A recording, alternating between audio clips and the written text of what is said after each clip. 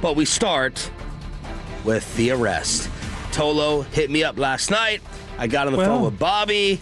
I was so paranoid putting something like this out there because you want to be right. I don't have to go into the locker room and apologize to Donovan for getting the story wrong. It ended up being right. Donovan Ezeiruaku, not enough that he's responsible for Bobby's upcoming bald head because of the 6 sacks he did not get. Well, he was arrested Sunday on a reckless driving charge in Collin County. So that's improvement. Posted a $500 bond and was released. According to the police report, an officer spotted Ezeiruaku driving recklessly on the southbound lanes of the Dallas North Tollway in Plano just before midnight on Sunday. Trooper initiated a traffic stop to investigate, which led to the arrest. So reckless driving, like what is that exactly? Is it like your wannabe Fast and Furious weaving in and out at 90 miles an hour? I mean, it could be like... Because I feel like I never get... Whenever that person zooms by me and almost causes an accident, I'm always like, where's the cop? I'm hoping... I never see a police officer chasing him. They're never there. I never see them get punished, or when I keep going down the highway, I never see that idiot pulled over. I think it's technically like 25 over-ish. No turn signal as well, I think, if you're weaving in and out of lanes as well. It's all the above. It's defined as it's a broad definition, so they can probably pull you over for a number of things. But it's willful or wanton disregard for the safety or persons or property with a vehicle. So it's just probably, driving kind of carelessly and going super fast. I mean, the urban legend is that you can't, like, cross parking spots. Like, you drive across a parking lot, like an empty one, without... Like if you mean like in the white lanes? Like you go to the back of a Walmart, right? And you just start like driving across the spaces all the way across. Like you're supposed to, I always do that. Yeah, you're not supposed to. Yeah, that's not. You wouldn't get pulled over for that because it's technically private property. So they can't actually pull you over for a traffic offense in somebody's property. I got the impression from Nick Harris that, I don't know how big of a deal. I don't know what he was doing out there on the road, but he was like kind of a surprising development based upon who Ezeiruaku was in the locker room. You agree with that? Yeah, no. He was considered like he's... I'm not saying this makes him a bad guy. No. And I think we all like Myles Garrett. Myles Garrett, we've heard, has been driving 110 all the time around Cleveland and keeps getting pulled over for it. If he had gotten to Myles Garrett's sack totals, maybe he doesn't get actually arrested for it. But, he was considered super high character, and I mean, I think he is. He's a super high character guy. Just he's also 22 and probably has a nice car and was driving too fast with it. I also tweeted that you're living in a football state when the number one response to me putting out this report first was, no wonder our D-line sucked. Look at his playing weight. People took his ID in the arrest paperwork and said, I thought he was 248. That says 220. What the heck happened? We need to go ahead and get his license out to study the signature like we did Bobby. Probably 18 when that license came out. I did. That was the first thing I looked at when I saw the arrest. I was like, 220. I was like, damn, we live in Texas. Did they weigh him, or was this just on the license? Right. Or license. I've been arrested multiple times. If it's on the license, then he's going to get in trouble for also not changing his license, because if that is from back in the day, like when he was in Boston College, well, you've lived in Dallas for over a year now. You're supposed to change your license when you move within, I think, 30 days of moving. Yeah, but took him 6 years. Wait, it was your inspection? Yeah. He didn't get his car I didn't get for like 6 years. If you can go, I didn't get my car inspected for like 2 years. Approaching again. I didn't get my car inspected for like 2 years, and it's like the fine versus the like being able to go 2 years without getting it done again. Yeah. Then the fine actually ended up not being as much as 2 inspections would have, and then I ended up actually saving money by not getting caught until the end. And I think all you got to do, you don't have to go to a physical to get the license. You can still write down or just carry over the information. But you think you have to refill out the paperwork so you put your new weight on there? No, you have to change. I'm just saying, you got to change your address. And so, I don't know. Maybe you don't have to. What is mine? Do they list weight on ours? Let us see your license again, since you were so upset about it at the restaurant. Pepe, you remember that? Looking at Bobby's signature? Yeah, they don't put weight on the licenses here. It looked like Bobby was flatlining on his signature. We'll have to zoom in on that. There was no signature. That was a homeschool cursive right there. That's the signature. Donovan Ezeiruaku arrested for reckless driving. Todd Archer with the latest. I'm done on that. You guys got anything else? Nope. No. Cowboys defensive coordinator interviews. We know about Jones from Cleveland, Banda from Denver, Minnesota has Durante Jones. Banda is from Cleveland, and we know about Jim Leonard. Aaron Whitecotton, Jonathan Gannon, Zach Orr added to the list from the Baltimore Ravens. Gannon is interviewing today. And then on Thursday, he's going to be interviewing with the Commanders for defensive coordinator. Then on Sunday, Tennessee for head coach.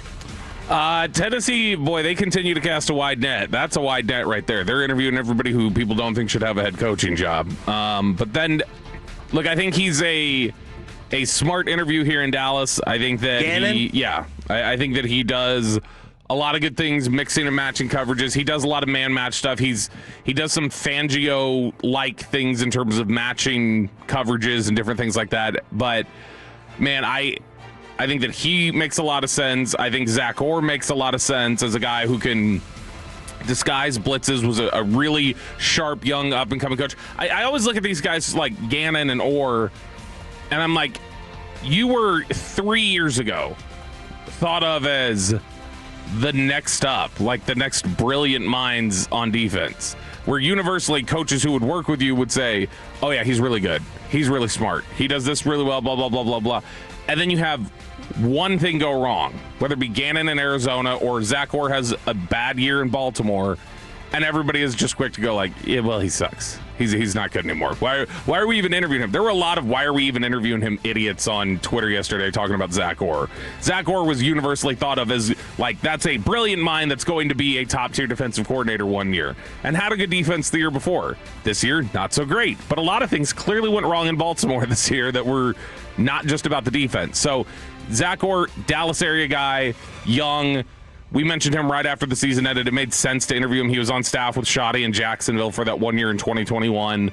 But I think both of those interviews make a lot of sense. And I think the Aaron Whitecotton interview, which they got to yesterday, they did a virtual with him.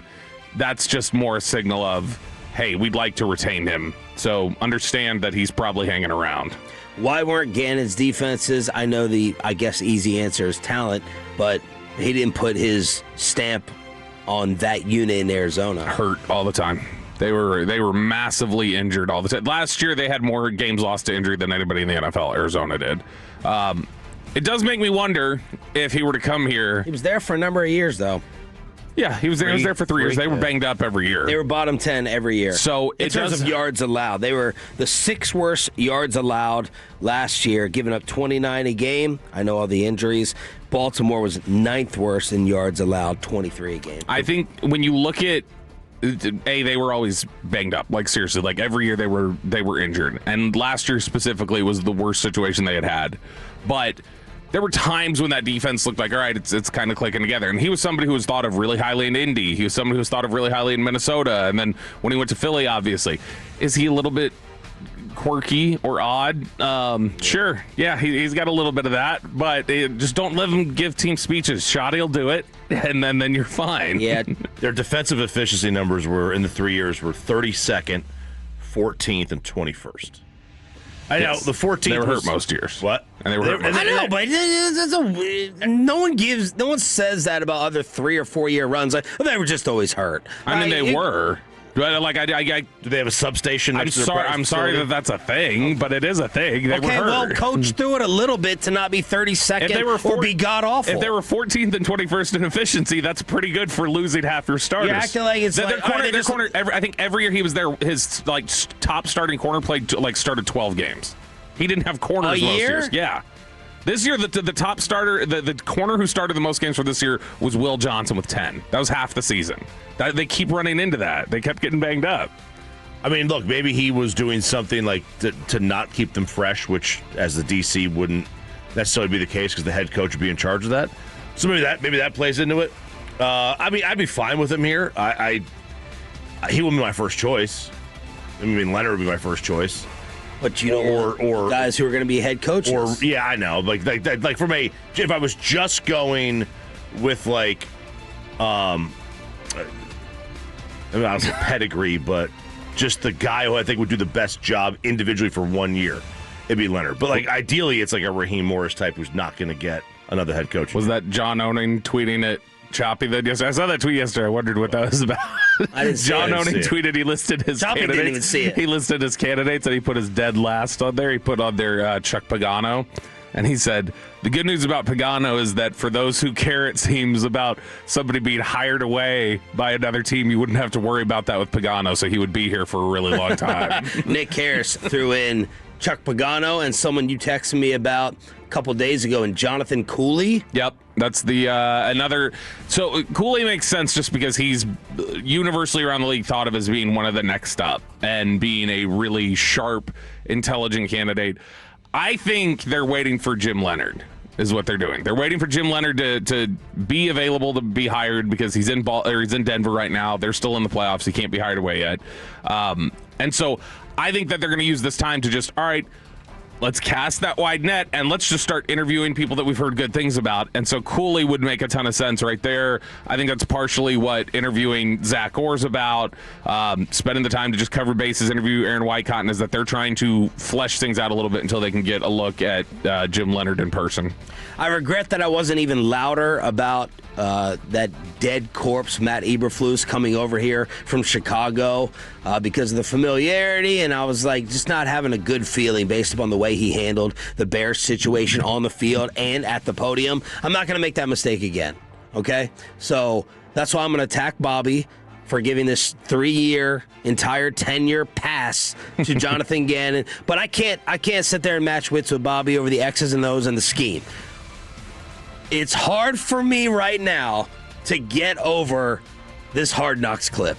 It is very hard for me to listen to what Bobby did with the Jim Leonard video, lining it up with Shoddy's philosophies, and then listening to this, and the video makes it even worse. We'll have to throw it up later when Aiden gets here on the Fan Cam, Twitch, and YouTube. This was Jonathan Gannon in Arizona trying to hype up his team at a meeting. Welcome back. Who drove over here? Quick, finish your hands. Who took the bus? Did you have fire in your gut? Did you? We're here for a reason. Don't get that twisted. Okay, we're here for a reason to win games. So if you didn't have that fire in your gut, you better light the fire pretty fast. Be who you are. Just understand, I'm looking for killers. I want that. Well, then don't be who you are. Far away from, yeah, unless you're Ezeiruaku driving. Who drove over here? Who drove over here? Donovan raises his hand real quick.